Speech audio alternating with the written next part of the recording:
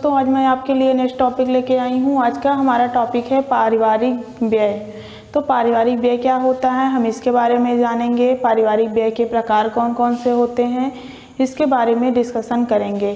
पहले हम बताना चाहेंगे कि पारिवारिक व्यय क्या है। तो पारिवारिक व्यय आय का वह भाग होता है जिसे हम वर्तमान में अपनी आवश्यकताओं की पूर्ति के लिए व्यय करते हैं, वह हमारा पारिवारिक व्यय कहलाता है।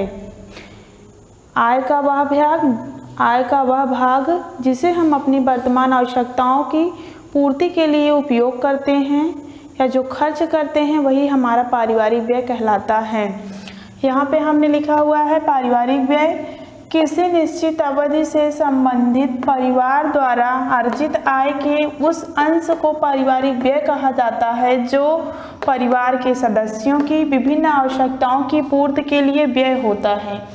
कहने का तात्पर्य है कि जो निश्चित अवधि से संबंधित परिवार द्वारा अर्जित आय, कहने का मतलब हमारे घर में जो सदस्य होते हैं उनसे संबंधित जो अर्जित आय होती है, उनके द्वारा कमाई जाने वाली जो धनराशि होती है, उसको हम अपनी वर्तमान आवश्यकताओं की पूर्ति के लिए जो व्यय करते हैं, वही हमारा पारिवारिक व्यय कहलाता है। अब हम आएंगे पारिवारिक व्यय के प्रकार को देखेंगे। तो अगला टॉपिक हमारा है पारिवारिक व्यय के प्रकार। पारिवारिक व्यय के प्रकार को 4 भागों में बांटा गया है। फर्स्ट हमारा है निश्चित व्यय। हमारी आवश्यकताएं बहुत सारी हैं, लेकिन कुछ आवश्यकताएं ऐसी हैं जिस पर हमें पूर्ण रूपेण व्यय करना पड़ता है। जैसे भोजन के लिए बिना हम खाए जी नहीं सकते हैं, तो भोजन पे निश्चित व्यय होता है। शिक्षा पर निश्चित व्यय होता है।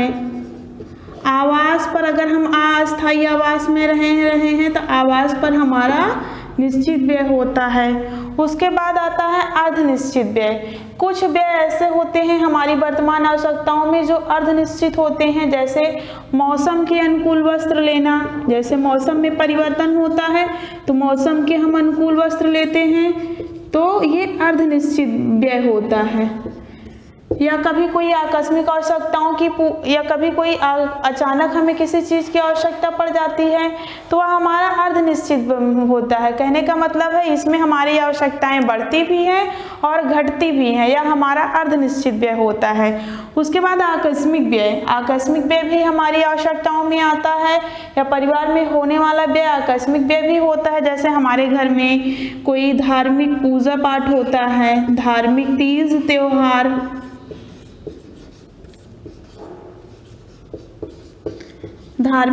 त्योहार, या घर में हम कोई पार्टी, बर्थडे पार्टी करते हैं,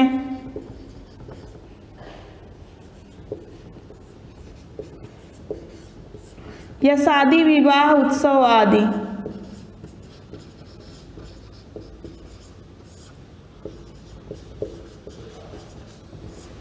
ये जो व्यय हमारी होती हैं ये आकस्मिक व्यय के अंतर्गत आते हैं। उसके बाद हमारा अन्य व्यय आता है, जब हम अपनी मूलभूत आवश्यकताओं की पूर्ति कर लेते हैं और अर्धनिश्चित व्यय की पूर्ति कर लेते हैं, तो हमारे कुछ अन्य व्यय भी होते हैं जिसमें हम अपने मनोरंजन पे खर्च करते हैं। अन्य व्यय में जैसे मनोरंजन के लिए हम कहीं बाहर घूमने जाते हैं, टूर जाते हैं, या हम कोई भोग विलासिता की वस्तु लेते हैं।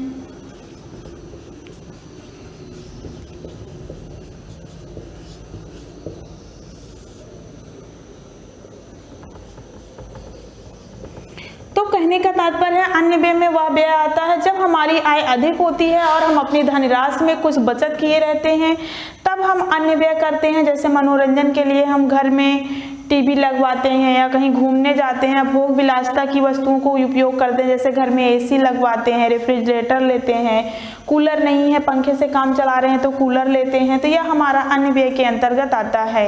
अब इसके बाद हमारा नेक्स्ट टॉपिक है पारिवारिक व्यय को प्रभावित करने वाले कारक। तो पारिवारिक व्यय को प्रभावित करने वाले कारक निम्नलिखित हैं। सबसे पहला हमारा है परिवार का स्वरूप। हमारा जो परिवार होता है समाज में, वह 2 भागों में विभक्त होता है। पहला हमारा होता है एकांकी परिवार और दूसरा हमारा होता है संयुक्त परिवार।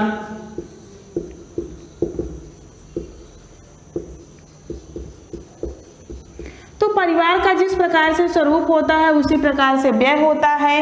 एकाकी परिवार में निश्चित धनराशि होती है, एक व्यक्ति कमाने वाला होता है। एकाकी परिवार में पति पत्नी और उसके अविवाहित बच्चे होते हैं। और संयुक्त परिवार वह परिवार होता है जिसमें हमारी पीढ़ी दर पीढ़ी के लोग रहते हैं। इसमें कोई वृद्ध हमारे घर का मुखिया होता है जो हमारे घर का संचालन करता है। उसके बाद हमारा आता है गृहिणी की दक्षता। गृहिणी की दक्षता भी व्यय को प्रभावित करती है। अगर गृहिणी अपनी सूझबूझ और चिंतन एवं विवेकता के द्वारा एक अच्छा बजट का निर्माण नहीं करती है तो वह अपव्यय करती है और सभी की आवश्यकताओं की पूर्ति नहीं कर पाती है। तो गृहिणी की दक्षता का होना भी अति आवश्यक है। अगर गृहिणी दक्ष होगी, बजट बनाने में कुशल होगी, निपुण होगी, तो वो सबकी आवश्यकताओं को ध्यान में रहकर अपने विवेक से एक अच्छा बजट बना पाएगी और हमें अपव्यय होने से बचा सकेगी। उसके बाद आवासीय क्षेत्र होता है। आवासीय क्षेत्र मतलब आवासीय क्षेत्र दो प्रकार के होते हैं। एक तो शहरी आवास होता है, दूसरा ग्रामीण आवास होता है।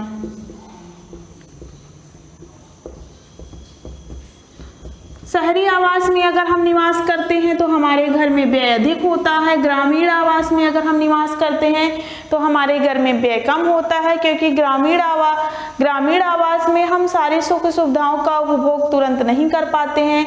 हमें 2-4 किलोमीटर जा करके वस्तुओं को खरीदना पड़ता है। और शहरी आवास में हमें अगर किसी चीज़ की आवश्यकता होती है तो हम उसे तुरंत जा करके ले सकते हैं। तो आवास का भी हमारे व्यय पर काफ़ी प्रभाव पड़ता है। अगला आता है हमारे परिवार के रहन सहन का स्तर। परिवार के रहन सहन का स्तर हमने पहले भी बताया था। परिवार का रहन सहन का स्तर हर परिवार का अलग अलग होता है। जैसे हमारे समाज में कुछ उच्च वर्ग के लोग रहते हैं, कुछ मध्यम वर्ग के लोग रहते हैं, कुछ निम्न वर्ग के लोग रहते हैं। तो हर परिवार का अपना अलग रहन सहन होता है और उसी के अनुसार उनका व्यय होता है। तो परिवार का रहन सहन भी हमारे पारिवारिक व्यय को प्रभावित करता है। अगला है परिवार में बच्चों की संख्या। अगर परिवार में बच्चों की संख्या अधिक है तो वह हमारे व्यय को प्रभावित करेगा, क्योंकि बच्चों की कुछ ना कुछ आवश्यकताएं प्रतिदिन रहती हैं। घर में परिवार में बच्चों की संख्या कम होगी तो व्यय कम होगा। तो परिवार में बच्चों की संख्या भी हमारे पारिवारिक व्यय को प्रभावित करती है। उसके बाद आता है हमारा नेक्स्ट टॉपिक, परिवार की कुल आय। परिवार की कुल आय का तात्पर्य है कि हमारे परिवार में कितने सदस्य हैं और उनकी टोटल कितनी धनराशि है। यह भी हमारे पारिवारिक बजट को प्रभावित करती है। अगर हमारे घर में आय के कई सारे स्रोत हैं तो हम एक अच्छा बजट बना करके कुछ बचत कर सकेंगे। अगला आता है परिवार का व्यक्तिगत व्यवसाय।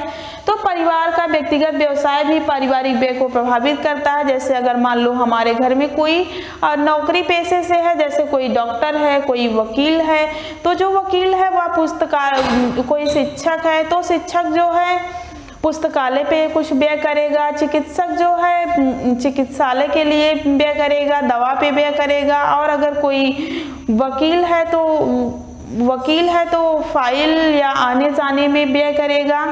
तो ये जो व्यक्तिगत व्यवसाय होता है या हम कोई व्यवसाय कर रहे हैं, घर में उद्योग धंधे हैं, तो हम उस उद्योग धंधे को चलाने के लिए उस पर भी व्यय करते हैं, तो वह हमारा पारिवारिक व्यवसाय के अंतर्गत आता है।